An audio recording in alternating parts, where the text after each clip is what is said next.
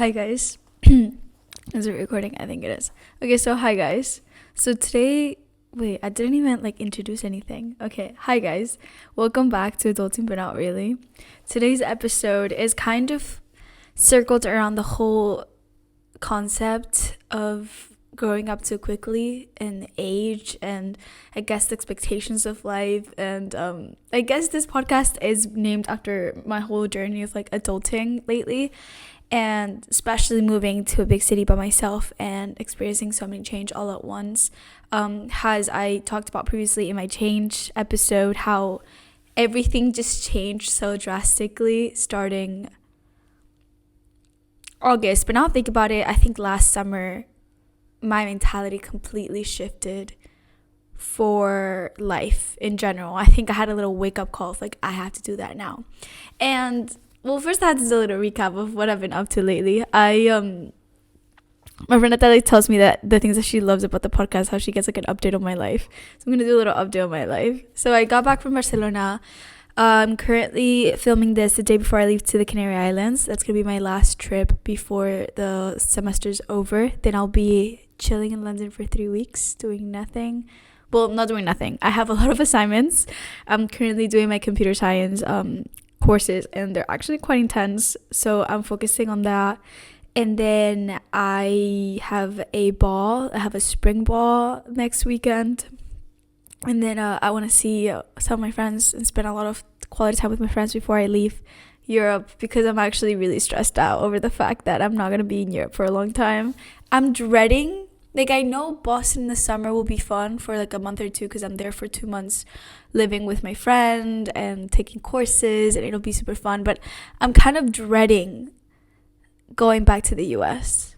I don't want the school year to be over, because then it also means that then I only have 1 semester and 5 weeks left of my uni life, which means that I have to wake up and get a job, which means that I have to get my shit together, which means that I need to get my life together, which means that I am not a child, which goes back to this whole stressful moment of I'm growing up, and am I growing up too fast?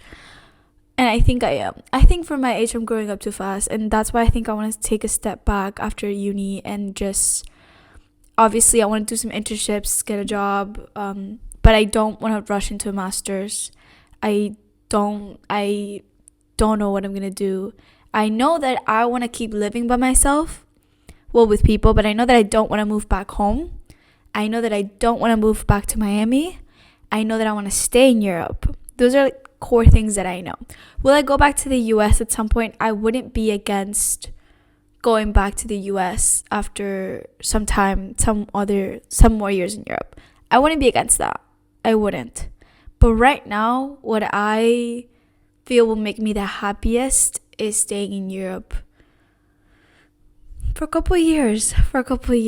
I don't know if my master's will be in Europe or in the US. I don't know anything. All I know is right now I'm really, really enjoying my life here, and I love the lifestyle here, and I want to stay here for a little bit longer.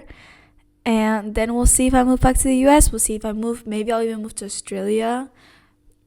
That sounds so fun. I don't know. Maybe I don't know where I'll end up. We don't know where I'll end up, but right now I know that I don't want to move back to the US within the next 2 or 3 years. So we'll see about that. But yeah, anyways, so that's kind of been a little update on my life. And I guess now that the semester's gonna be over in a month, I'm stressing out about my future.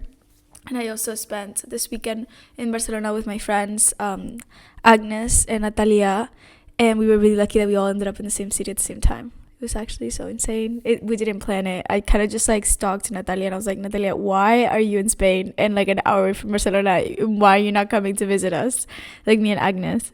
And it worked out perfectly fine. And we were talking about how we have friends back home in our different hometowns that they look and feel 19 and 20. They are acting like 19 and 20-year-olds. And then we were discussing how we feel we're acting like 23-year-olds, 24-year-olds. We were acting like we're way older than our actual age, because we were all forced to grow up faster than our actual age, and everybody has their own journey, but for me, I feel like that has been my entire life since I moved to Miami, even when I was little. I don't know why I've always been put in grades that I was the youngest around me, so I've always been friends with people that were like 1 or 2 years older than me. So eventually that led me to like speed up my maturity level, I guess. And I remember I was driving with my dad once. I was really little. I was like probably like 13, and he was telling me that it was okay for me to not be doing the things that my friends were doing because I was younger, and that he was really worried that I was being forced to do things that were not of my age because I was friends with older people. He started saying this when I started going out to like parties and stuff like that, and he eventually knew that I started alcohol was starting to be at parties. You aren't going to be 11 years old having candy and doing balloons at birthday parties anymore. At some point you grow up. And I remember having this thought of like, no, I want to be older. Like, I want to be mature. I'm going to be one of the cool kids that is like really mature and really old and like has their shit together. And it's really funny because this entire concept of growing up really fast has been around my entire life. When I first got my job, my first job ever was Domino's Pizza, and I got it when I was 15.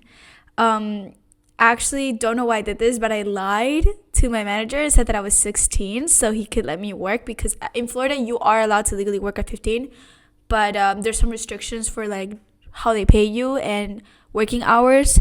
And I didn't want my manager to be like, oh, we need a lot of help, but you can't. Why would I hire you if you can't actually help us, because you're not legally allowed to work that many hours? But honestly, at the same time, like, they even overworked me for the amount of hours that a 16-year-old is allowed to work in Florida. So I was like overworked, underpaid, under minimum wage at the time. At the time, minimum wage in Florida was like $7. Now they're slowly bringing it up to $14. Debatable. Anyways, and I was paid like $6 or $5, and then they'd be like, oh, the extra money comes from tips, but we would barely get any tips unless I worked on like Super Bowl day or a really hectic like Saturday night. But yeah, no. So I guess that's been a concept since I was little, to like lie about my age. That's actually the only time I've lied about my age. What am I saying? The only time I've lied about my age was the Domino's Pizza. But forcing myself to grow up and do things that like quote unquote older kids did. Even I don't even know what, I talked about this in another episode, but I got jobs just because I wanted to save up so I could travel, and that's how I found out that like I really enjoy traveling, and that's one of like my callings, I guess. But yeah, I don't know why I didn't need a job. I never really needed a job when I was little. Like, I'm really lucky and really fortunate that my parents, if I wanted to go out to dinner with my friends, they could give me like money to go out to dinner with my friends. At some point I had a boyfriend in high school, and we would go and do stuff. We would go to restaurants, we would go do activities, we would go to do picnics at the park and drive around. And he lived really far away from me, so I had to drive to his house, and that was a lot of gas money. And I was able to be in that relationship that was like required a lot of money, because he did live far away from me, and I had to drive all the time to his house, and it was like a really long drive. It was like an hour drive, because of my jobs that I had. But I know for a fact my parents would have also been able to finance that if I like asked them. But I've always had this urge and feeling to be independent, to be like, I'm paying for this myself, I'm paying for the gas myself, I'm going over to Europe for the summer by myself, like sponsored by myself. I'm doing all these things by myself. I hated asking my parents for money. That was one of the things that like I hate doing, even to this day, when I'm a student and I live in a really expensive city and I don't have a job, which I need to fix for the summer. Last year I had a job for half the school year. It was a remote coding job, and I made money off of that. But right now, this year, I don't have a job. I am applying to a bunch of internships for the summer, because in the summer I do want to work, but right now I'm not. So I do rely on my parents' money, and it makes me feel like utter shit, because I don't like relying on other people. I really don't. I don't like relying on other people. And I don't know what it was in the summer. Oh, again, in the summer when I was in Madrid and I met a bunch of like study abroad kids from Spain, they were really surprised that I had lived in Miami for so many years and that they fully thought I was like fully American, and I was like, no, I'm actually fully Spanish. I just have a green card, but I'm applying to have a US citizenship. And they made the same comments that everybody makes when they hear that I have a green card and that I'm waiting for my US citizenship. They're like, why don't you just get, like, at the time I had a boyfriend, and they're like, why don't you just marry him for the US citizenship, or why don't you just get married to American citizenship? And I was like, why would I want to rely on somebody else for that? That's so sad. Why would I want to rely on somebody else? I realized that I don't like relying on somebody. Like, what if something goes wrong with that person? I don't like relying on other people for stuff like that, especially like important stuff like that. I think I don't know, I have a little problem with relying on people, and especially with like important stuff like that. And I actually have I have like an internal issue where I hate relying on my father for like job opportunities. Like, I was applying to a bunch of internships for the summer, and he was telling me like, oh, I have a friend that he's looking for someone, and like I could help you out, like he can definitely get you in. And I was like, I'm sure it's a great job, but I would feel so shitty the entire time I would be working, because I'm like, I only got this job because of my dad, not because of my own merits. I'm sure like I would probably be really good at that job, probably do great, and chances are they probably really like my work ethic, or I don't know, like that's just me like guessing that I could also get that job out of like my own merit, and or gain it right out. I got it from my dad, but throughout the work process, like I can gain their respect for my work through my own merit. But I just hate the feeling that I had to rely on somebody else to get that job. I don't know, it feels so spoiled. I don't like that. I don't like that feeling. And I'm sure I'm gonna have to, like, the world isn't perfect, you know. Sometimes I'm gonna have to like use that. Sometimes I'm gonna have to be like, yeah, actually, like I'll try out the job. But I don't like relying on other people for things in general, like emotional stability, like economic stability, I guess, both. I don't like relying on other people for that, which I don't know why. I don't know where that stems from. I don't know where that comes from. I guess, I don't know. I want to be sure that I can sustain myself emotionally, economically, and I don't know why. That's so interesting. I just uncovered something. Wow, that's actually crazy. But yeah, no, I want to be able to prove to myself that I can do everything by myself. And I guess that's why whenever I have so many issues in this apartment. I love this apartment so much, but I hate it at the same time, and I'm so excited to move out of this apartment in a month. Actually, today I just had to put towels on the floor because the other shower is broken and also leaking to the first floor. Round of applause, please. Amazing. So now we have 2 broken showers. How are we gonna shower, you may ask? Really quick 1-minute shower. Is that efficient for, I mean, you know what? Maybe the water bill will go down. That's how I'm thinking about it. That is what I like to call positive mindset in worst case scenarios. But yeah, then we also have a rat. I'm looking at the rat trap right now. It's wonderful. It's sitting there waiting for the rat to come in. Do I hear the rat every morning? I hear the rat every morning. We haven't caught it yet.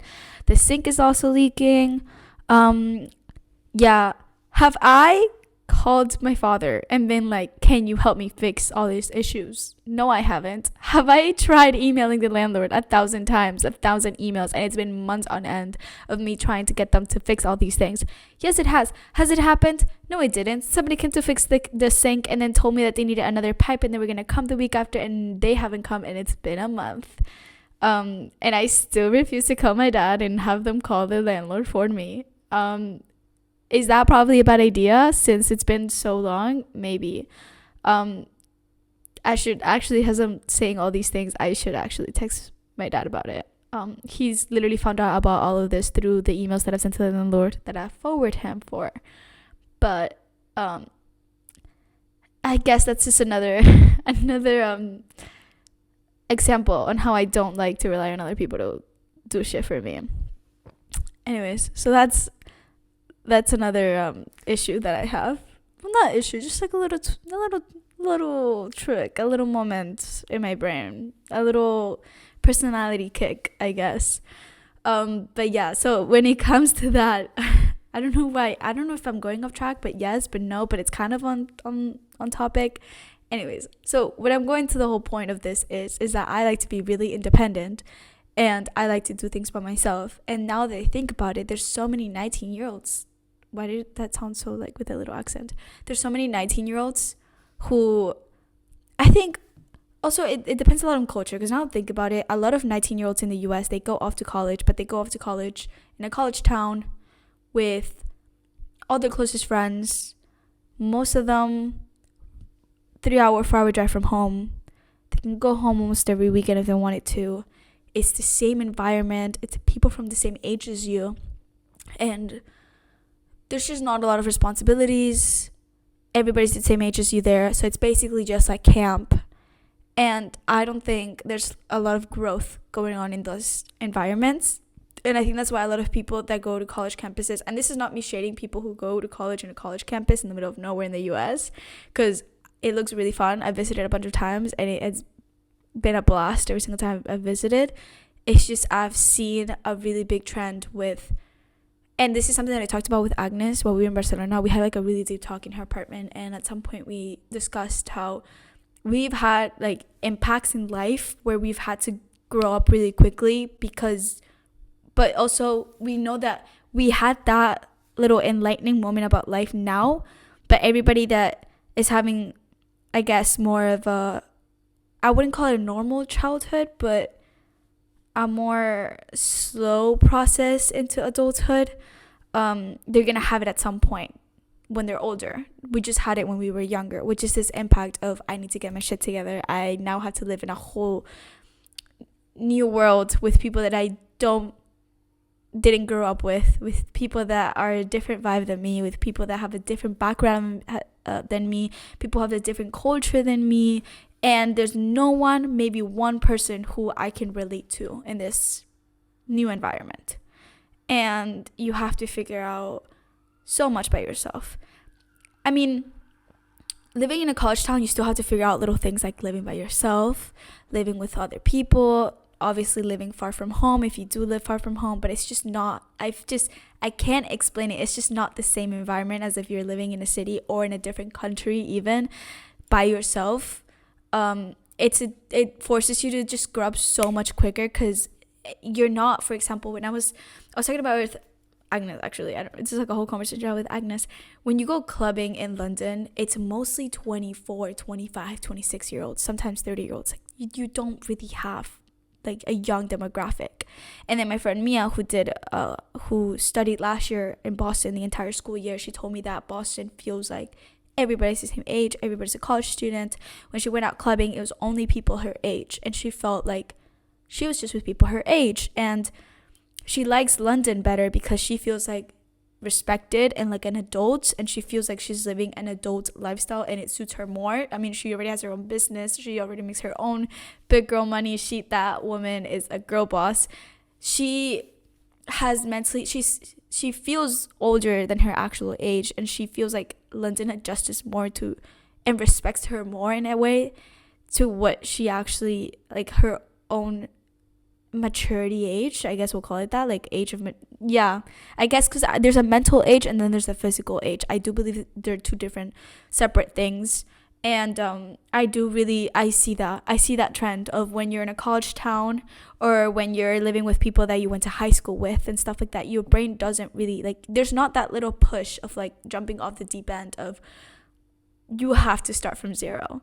These are people that don't have any connection to you back home. These are people that have completely different culture than you, people that are completely different vibes that you're used to, and you have to start from zero and start from scratch, and you have to adapt, and you have to adapt to a new environment, and you have to adapt to a new culture, and you have to adapt to figuring things all by yourself, so many things by yourself. And it does give you that little kick. And I do think, whether it's now at 19 years old moving to a different city by myself, or whether it's when you're like 22 or 21 or 23 finally moving out of that college town and going into a city for work, or going back to well, if you grew up in a city like Miami, then a lot of people do go back to Miami to work after graduation.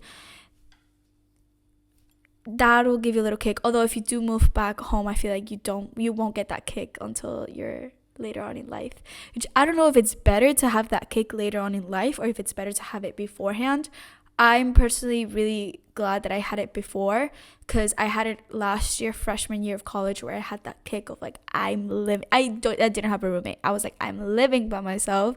I'm in a new city by myself. I'm a 9-hour flight away from my family, 4 hour if I want to go visit my grandparents and my uncles. I am completely alone. These are people that come from different countries. There's only one person from Miami, and we didn't even know each other before coming here. Like, it felt like a completely different world, and that I had to be pushed off the deep end. I had to learn how to live by myself in a big city, and how to travel by myself. I already had traveled by myself, but like fully traveled by myself 24/7, how to figure things out by myself, how to look for apartments by myself, how to sign contracts, how to everything by myself, water bills, electricity bills, everything by myself, which is such a big move. And I guess, I don't know, it forces you to grow up quicker, and I don't know what are the pros and the cons of that. The pro is when you have harsher obstacles to overcome in your young adult life, you've already had the smaller obstacles already jumped over, so you have more resilience. But then the con, but then also, like, your childhood is kind of being taken away so easily. Like, the other day I was in Barcelona, and I had a little like moment of, oh my god, I do graduate in like a year and a half. I'm going straight to the workforce. Like, I graduate the same month that I turned 21. That is crazy. I can legally drink in the US the same month that I get pushed off to the workforce. And that to me is insane. That to me is crazy. That to me is not real. That to me is, I'm a child. Why am I being forced off the deep end so quickly? And I think I'm going to have another one of those like shocking, life-changing moments in a year. I think in a year I'm going to have a little shocking little moments in my brain, and things are going to go crazy, and I might have a little existential crisis, but I'm mentally preparing for that for myself right now, because it's when there's a transition in your life, such as ending uni, starting a new job, living in a new city. I'm gonna go through a little existential crisis. I just know it, because I'm gonna be living in London. Whole plan right now is I finish courses in March, stay in London till July doing an internship, then go off to travel for a month, then graduate, like walk actual graduation, and then I move to somewhere in Spain to work, or actually anywhere in Europe that I get work. I'll just move somewhere, but not in London, because they don't pay you, entry-level jobs don't pay you enough to fully sustain a lifestyle in London. So that's scaring me a little bit, but that's okay. Also, I feel like something that I've noticed within myself too is it's forced me, also life circumstances have forced me to grow faster. And by circumstances I mean like emotional abuse. I'm laughing about it now because that's like my coping mechanism. I've talked about it in the last episode. I've gone through so much therapy. I feel so healed. I feel so at peace with it. I feel like I will never let someone talk to me that way and somebody treat me that way. I would never do that again. And I've actually gotten pretty good at shutting it down if I do see it coming. But it did happen in my life. I did have to go through it. I did experience it, and it did mature me so fast. It did force me to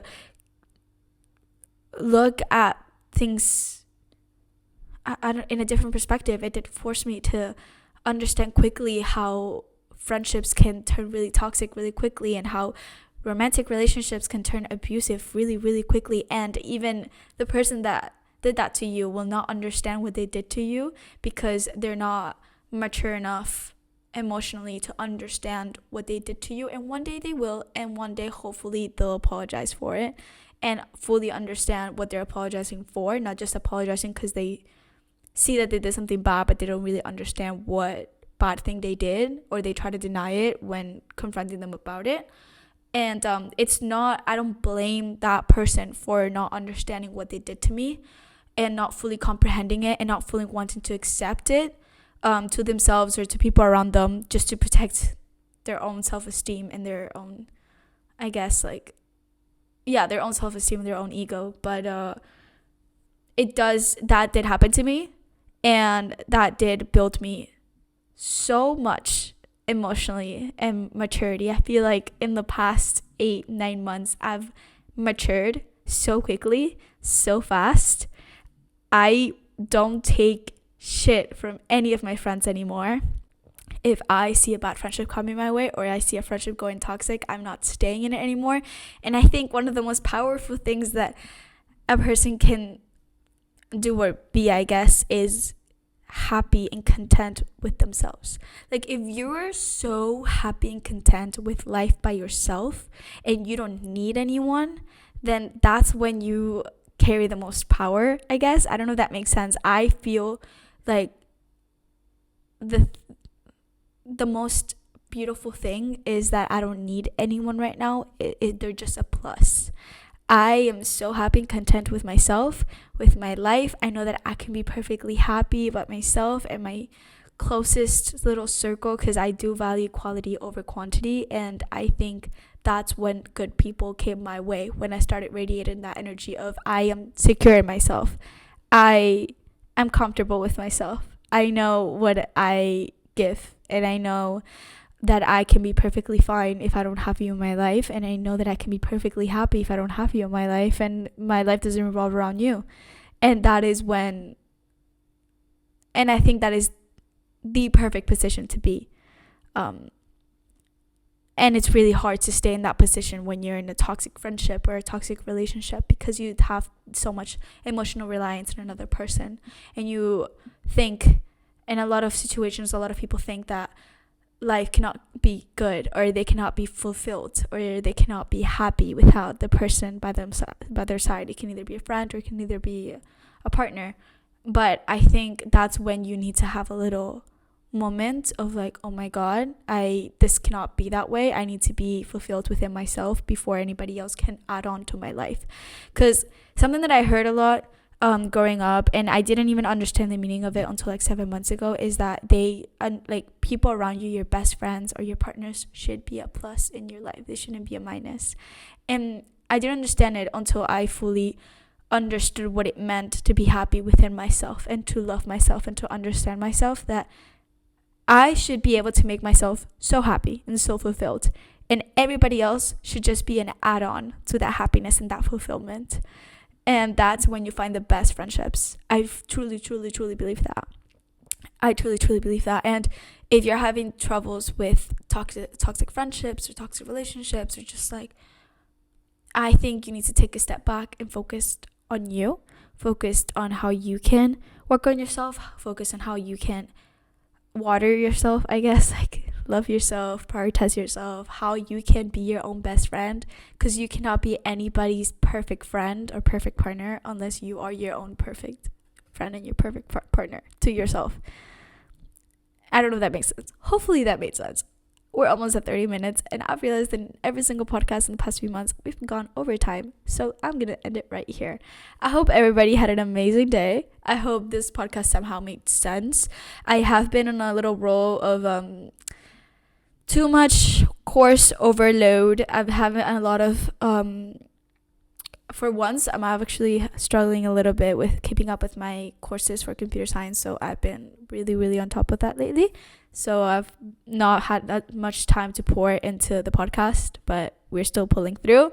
And I'm really excited to share everything that's going to happen this weekend. I'm so excited to have 2 days of sunshine and to just be at the beach and be with my friends and read a good book and just relax. So hopefully everybody has a good week. Yeah, peace out.